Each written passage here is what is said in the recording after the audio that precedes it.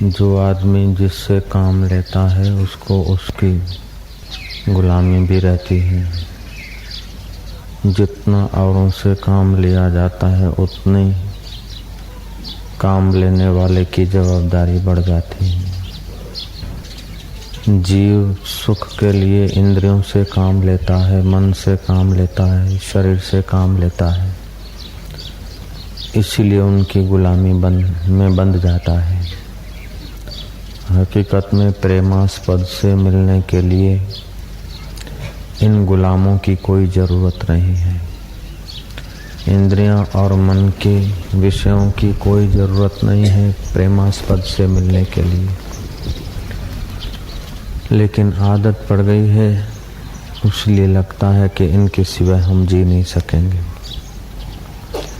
आदर्श भोक्ता वो है जिसके लिए भोग इंतजार करते हो, और आदर्श कर्ता वही है जिसके लिए कर्म इंतजार करते हो, हाथ जोड़कर खड़े हो।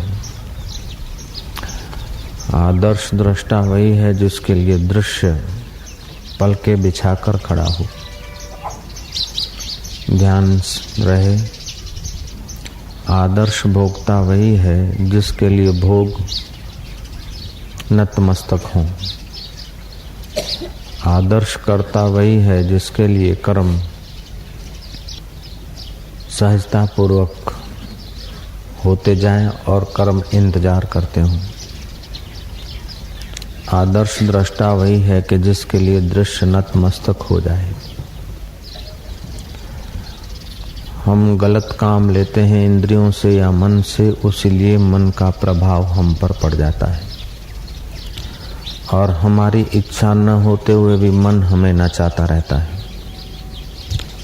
जैसे मुनीम से गलत काम लेने वाले सेठ मुनीम के अधीन हो जाते हैं, नौकरों से गलत काम कराने वाले मालिक नौकरों के अधीन हो जाते हैं भीतर।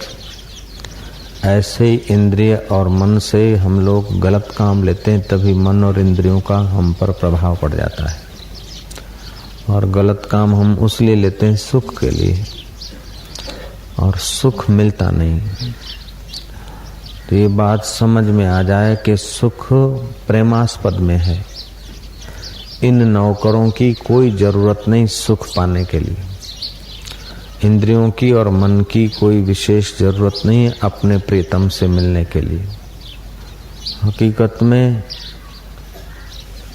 कर्म करने की कला आ जाए कि कर्मों के करने का अंत आ जाए। विचार करने की कला आ जाए तो विचार के करने का अंत आ जाए। और जन्म मरण के सिलसिले को जीने की कला आ जाए और मरने की कला आ जाए तो मरने का अंत हो जाए। मरने की कला आ जाए तो मौत का अंत हो जाए। जीने की कला आ जाए तो जीने का अंत हो जाए। कि महाराज जीना तो चाहते हैं, जिसको तुम जीना समझते वो जीना नहीं है, दिव्य जीवन शुरू हो जाएगा। जीने की कला आ जाए तो ये हार्ड मास का जीना का अंत हो जाएगा, वास्तविक जीवन शुरू हो जाएगा। मरने की कला आ जाए तो वास्तविक अहम की मौत हो जाएगी और तुम्हारा प्रागट्य हो जाएगा।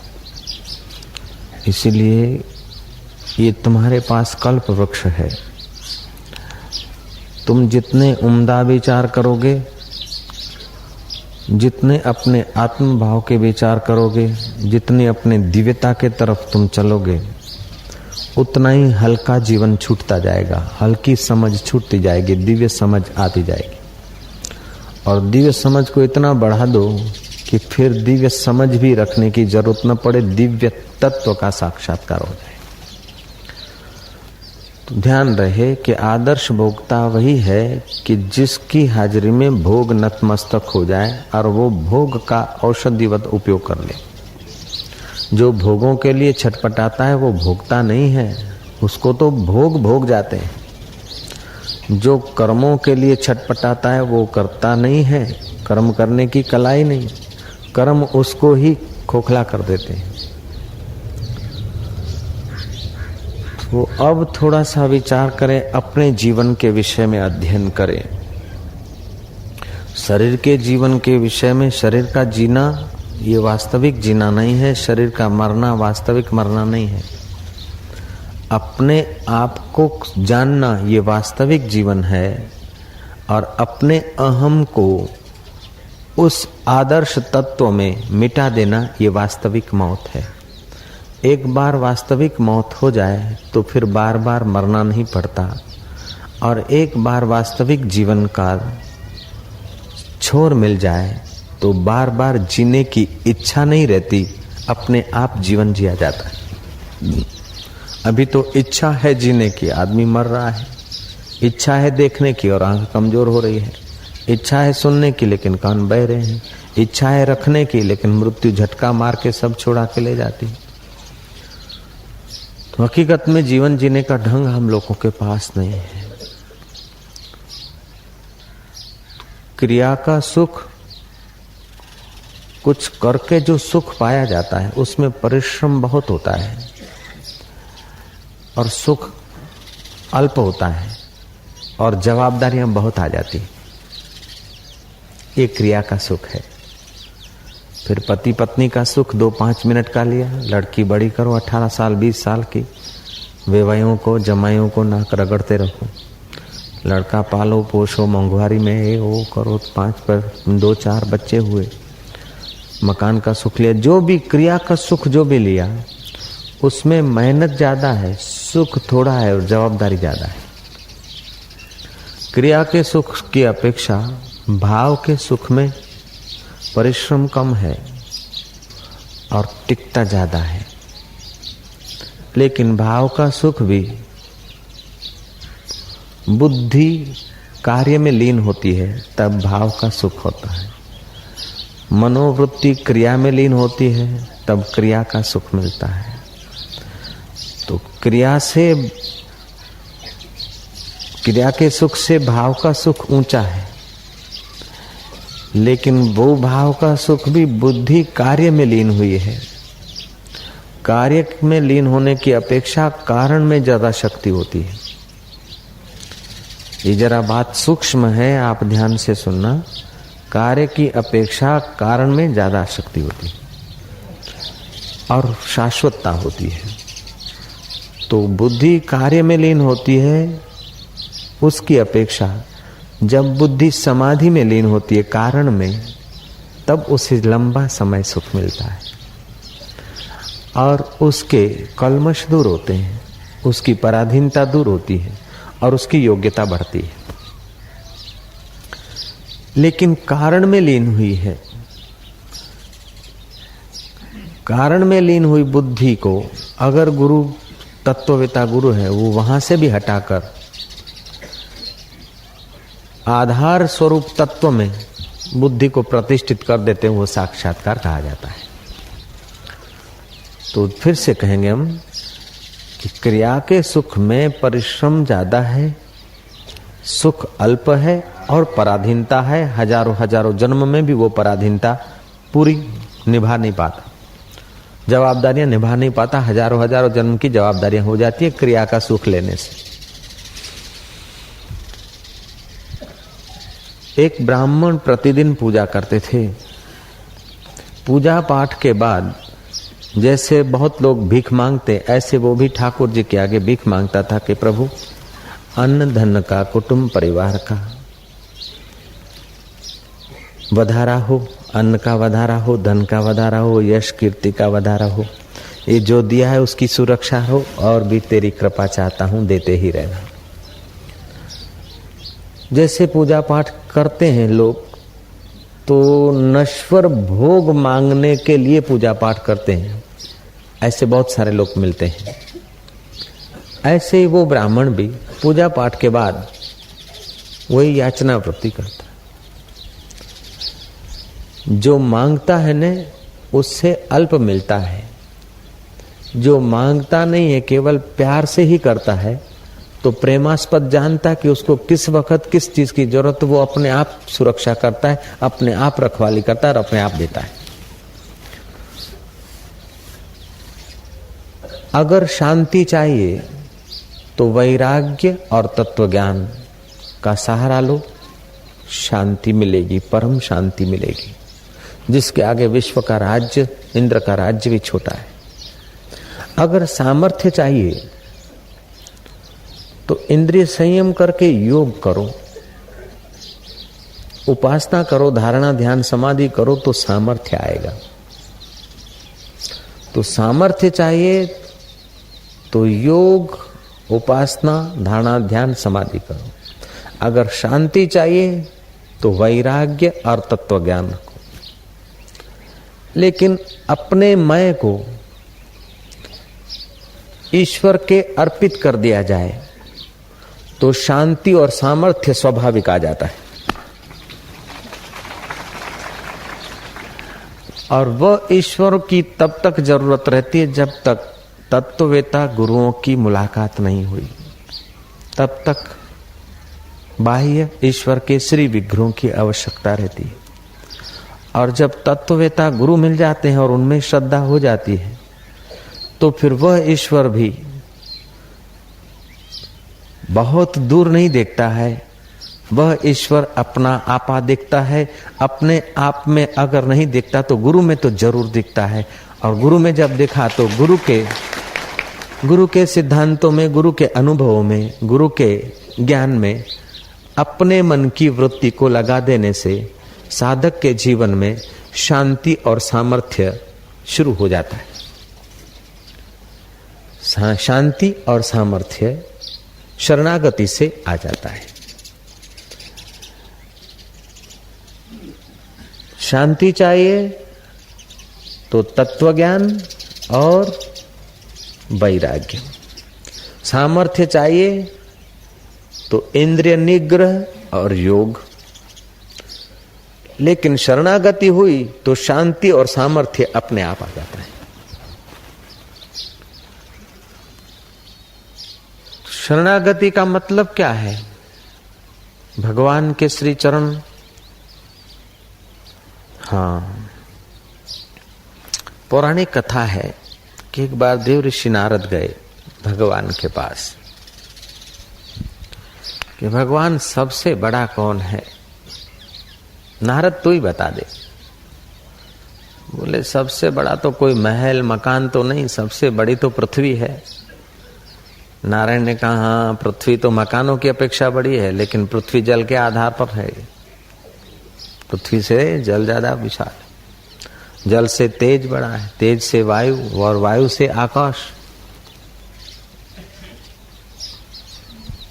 आकाश बड़ा है। आकाश से कौन बड़ा है? बोलो नारद। कि आकाश से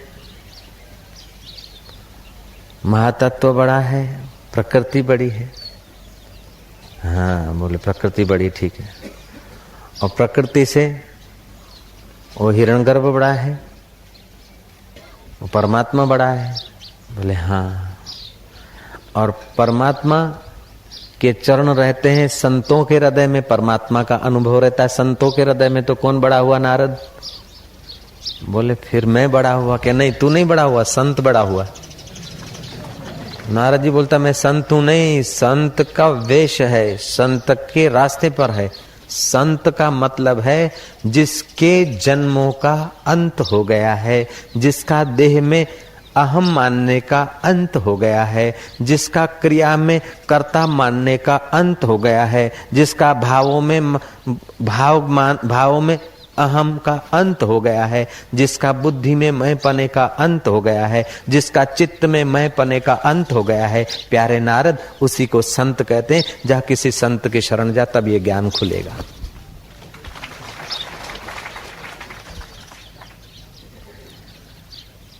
मैं कृष्ण अवतार में आया और सांदीपक के शरण गया, और रामा अवतार में आया तो वशिष्ठ महाराज के शरण गया, ताकि लोगों को भी पता चले कि वो संतों के उपदेश को पाकर जन्मों का अंत कैसे किया जाता है, अटैचमेंट का अंत कैसे किया जाता है, लगावों का अंत कैसे किया जाता है। जिन्होंने किया है उनके पास पहुंचकर आप करना सीख लो तो आपके जन्मों का अंत आ जाएगा, आपकी करने का अंत हो जाएगा।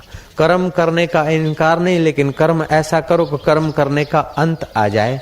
विचार करने की मना नहीं है, लेकिन विचार ऐसा करो कि विचार करने का अंत आ जाए। भोग भोगने की मना नहीं है, लेकिन भोग ऐसे भोगो कि भोग भोगने का अंत आ जाए, बेड़ा पार हो जाएगा।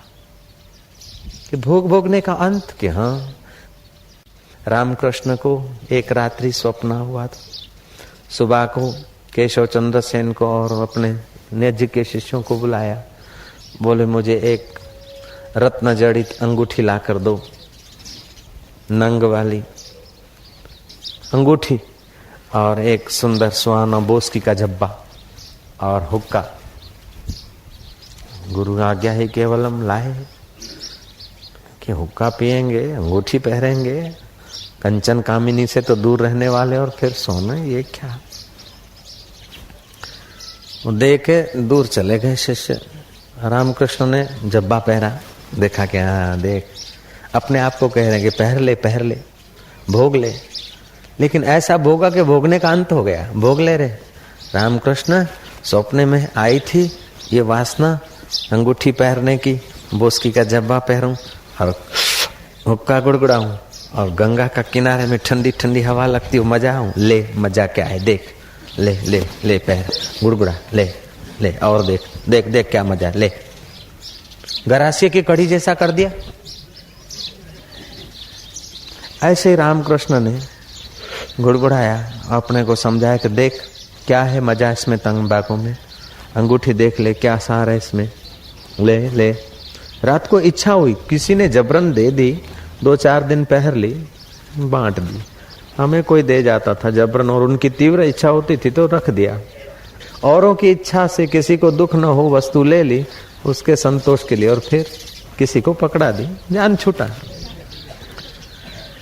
तो भोग ऐसा भोगो कि भोग तुम्हारा इंतजार करे, और जरा सा उसका उपयोग करके फिर उसको छोड़ दो। वो आदर्श भोगता है। लेकिन भोगों को चिपकता रहता, और भोग नहीं है फिर भी भोग की याद है, तो वो क्या भोगों को भोगता है, भोग की याद करके स्वयं भोगा जाता है। भोगा न भुक्तम वयमेव भुक्ता, कालो न याति वयमेव याता, तृष्णा न जीर्णा वयमेव जीर्णा। हम तो, तृष्णा तो बुढ़ी नहीं हुई, हम बुढ़े हो जाते हैं। भोग तो नाश नहीं होते हैं, हमारे आयुष्य नाश हो जाता है। तो महाराज रामकृष्ण ने थोड़ी देर तो हुक्के का, रत्न जड़ित अंगूठी का, बोस्की के झब्बे का भोग भोगा। बोले रात को सपने में ये चीजें कुछ मन में रही गई वासना, चल ले भोग भोग, क्या मिला देख देख क्या मिला, पैर और कर। अंदर से मन से हुआ कि कोई सार नहीं है। बोले हाँ, अंगूठी निकाल के गंगा में डाल दी, जब्बा फाड़ के फेंक दिया हुक्का, और खूब नाचे मस्ती में। तो कर्म ऐसा करे कि करने का अंत आ जाए, विचार ऐसा करे कि विचार का अंत हो जाए, और संबंध ऐसी जगह जोड़े कि सब संबंध जोड़ने का अंत हो जाए। भीतर से संबंध जुड़ा रहेगा और मौत हमें पकड़ के ले जाएगी तो फिर किसी न किसी के गर्भ में आके लटकना पड़ेगा। तो वो ब्राह्मण पूजा पाठ करने के बाद, ध्यान रहे, पूजा पाठ करने के बाद वो ब्राह्मण मांगता था कि ये मिले ये मिले ये मिले। तो उसकी पत्नी हंस पड़ती थी। पत्नी से पूछा कि मैं रोज पूजा करता हूँ और जब भगवान से याचना करता हूँ तो हंसती क्यों है? उसने कहा ये कोई राज है, देव योग से मुझे पूर्व जन्म की स्मृति आती। बोले तो बता क्या है? बोले मैं बताऊंगी नहीं। जितना आग्रह करे उतना पत्नी बात को टाल दे। 1 बार 2 बार 4 बार ऐसा हुआ। आखिर एक दिन उसने हठ ली कि तू बता। उसने कहा मेरे से क्या पूछते हो? यहाँ से 8वां 9वां घर जो है उस ब्राह्मणी को जाकर पूछो कि आप पूजा पाठ करके जब निवृत्त होते हैं और कुछ मांगते हैं तो मैं क्यों हंसती हूं, वो बता देंगी। वो ब्राह्मण गए, जिज्ञासा थी। ये कथा गीता प्रेस के कल्याण में आई थी। उन्होंने तो विस्तार से नाम वाम भी दिया, स्थान का भी, जगह का भी दिया है। कोई कल्पित कथा नहीं है, घटित घटना है। महाराज वो ब्राह्मणी पनघट पर पानी भरने को गई थी। वो उधर को गए। ब्राह्मणी ने कहा कि तुम पूजा पाठ से निवृत्त होते हो और तुम्हारी पत्नी क्यों हंसती है, ये पूछने को आए हो न? बोले अरे रे रे रे रे, ये तो क्या डबल चमत्कार है, आप बताइए। बोले अभी मैं जरा माँ होने वाली हूँ और मुझे अभी समय नहीं है, बाद में तुम मेरे को मिलना, अभी मैं जाऊंगी और मुझे प्रसूति हो जाएगी। प्रसूति करते करते मैं तो मर जाऊंगी, बेटा जिंदा रह जाएगा। और फिर 3 साल के बाद फलाने गांव में मेरा जन्म होगा। वो 3 साल के बीच मैं हिरणी बनूंगी और मुझे यहाँ एक आंचल जैसा होगा, ये निशानी, तू जंगल में देखने आना। और फिर मैं 3 साल के बाद फलाने घर में मेरा जन्म होगा, उधर तेरी शंका का समाधान होगा। अच्छा देखे प्रसूति करते करते मरती कि नहीं मरती, इससे भी पता चल जाएगा। महाराज तो देखा कि बिल्कुल घटना घटी। बेटे को जन्म देते देते माँ चल बसी। कुछ दिन बीते तो अरण्य में जिस जगह पे हिरणी होंगी वो संकेत किया, उसको हिरणी का दर्शन हुआ।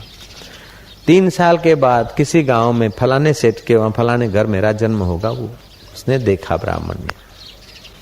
कथा कहती है कि वो लड़की जब 5-6 साल की हुई तो ब्राह्मण ने जाकर कहा कि मेरी शंका का समाधान।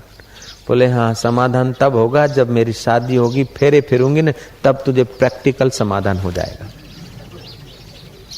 वो लड़की 18 साल की हुई और शादी के फेरे फिर रही थी। उस समय वो ब्राह्मण वहां पहुंचा तो फिर चालू फेरे में लड़की रुकी और ब्राह्मण को बुलाया कि देख तेरी पत्नी क्यों हंसती है, उस शंका का समाधान प्रैक्टिकल देख। जिससे मैं फेरे फिर रही हूं वो कहाँ का है। उसको एकदम फ्लश हुआ कि अरे वो तो हमारे गांव का है, फिर किसका बेटा है, क्या है। तो बोले ओहो, इसी लड़के को तू जन्म देकर गई थी और 3 साल हिरणी रही और अभी इसी के साथ तेरे फेरे हो रहे।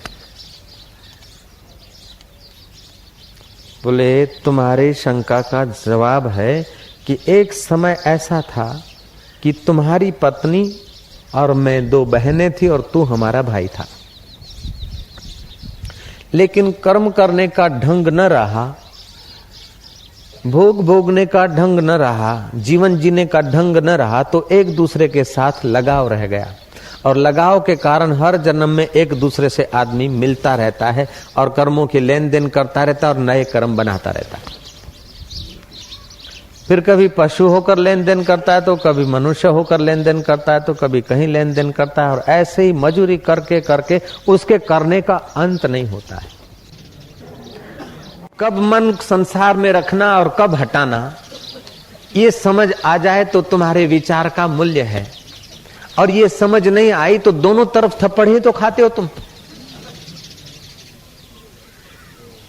जन्म लेते समय भी दुख उठाते हैं, पढ़ते समय भी दुख उठाते हो, नौकरी करते समय भी दुख उठाते हो, और काम विकार भोग लेने के बाद भी दुख उठाते हो, और उससे जो बच्चे पैदा हुए उनको पालने पोषने में भी दुख उठाते हो, और बच्चों को बड़ा करके ससुराल में भेजना, बेटियों को और बेटे को बहू के बनाना, उसमें भी दुख उठाते हो। और अंत में उन्हीं के चिंतन में अपने कई जन्मों की यात्रा भी तो बना लेते हो।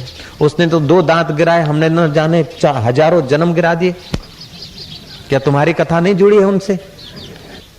विचार ऐसा करो, पुत्र को जन्म दो, लेकिन जन्म इस ढंग से दो कि वो पुत्र फिर दोबारा संसार में न आए, और अथवा तुम उसके शिश्ना से पसार न हो, इस ढंग से जन्म दो। जयराम जी की। जीवन ऐसा जियो कि महाराज तुम्हारा जीवन दाता के साथ मुलाकात करा दे। विचार ऐसा करो कि निर्विचार पद में प्रतिष्ठा करा दे। ओम ओम ओम। तो हमारे जीवन में विचार करने का ढंग नहीं है, डिमांड करने का ढंग नहीं है, निहारने का ढंग नहीं है, इसलिए हम अनाथ हो जाते हैं। किसी का धन देखकर, किसी का सौंदर्य देखकर, किसी का पद देखकर, किसी का मकान देखकर, किसी का ड्राइंग रूम देखकर तुरंत हम बंधन अंदर खड़े कर लेते हैं, देखने का मजा नहीं लेते। और याद रहे कि ड्राइंग रूम बनाने वाला भी सुखी नहीं और ड्राइंग रूम में रहने वाला भी सुखी नहीं, केवल मेहमान बनकर ड्राइंग रूम का मजा लेने वाला सुखी है। जयराम जी की बोलो, हाथों पाड़ो। ऐसे ही कोई फर्म, कोई फैक्ट्री, कोई गाड़ी का मालिक भी सुखी नहीं, और महाराज गाड़ी बनाने वाले मजदूर भी सुखी नहीं, लेकिन गाड़ियों में हजारों गाड़ियों में घूम रहे हैं अनेक रूप, वो मेरे ही हैं ऐसा समझने वाला परम सुखी है। सत्ता पर बिठाने वाले लोग भी सुखी नहीं और सत्ता पे बैठने वाले लोग भी सुखी नहीं, लेकिन बिठाने और बैठने वालों में जो अपने आप को निहारता है वो परम सुखी रह जाता है। विचार करने का ढंग है। राष्ट्रपति की शाहाना निगाहें और इंद्र की देवों की निगाहें, वे तुम अपनी निगाहें समझकर मजा लूटो। उनकी जवाबदारियां वो संभालते रहेंगे, लेकिन उनकी ऊंचाई को देखकर आप अपने ऊंचाई को याद करो कि मुझ आत्मा का कैसा चमत्कार है। कहीं मैं राष्ट्रपति बनकर बैठा हूं, तो कहीं इंद्र बनकर बैठा हूं, तो कहीं यहाँ दर्शक होकर देख रहा हूं, और कहीं यहाँ वक्ता होकर बोल रहा हूं, तो श्रोता होकर सुन रहा हूं। क्या रंग मेरे हैं, ऐसा विचार करो। विचार से पार हो जाओगे। तुम्हारा बापलू जाए छे शू।